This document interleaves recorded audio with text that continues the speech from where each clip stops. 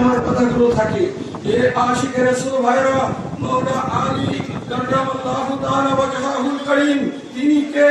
তিনি হচ্ছেন বেলায়েতের মূল। চিলে বলো সুবহানাল্লাহ।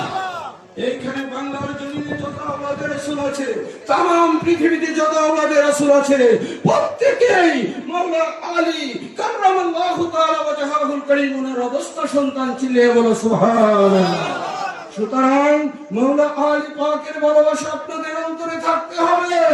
আমার রাসূল বলেছে, আন্নাহু লা ইউহিব্বুনি ইল্লা মুমিন ওয়া লা ইউবগিদুনি ইল্লা মুনাফিক। যার অন্তরে মাওলা আলী আলাইহিস সালামের ভালোবাসা আছে তার ঈমান আছে, যার অন্তরে মাওলা আলীর ভালোবাসা নয় তার ঈমান নাই। কথা কি আমার ক্লিয়ার?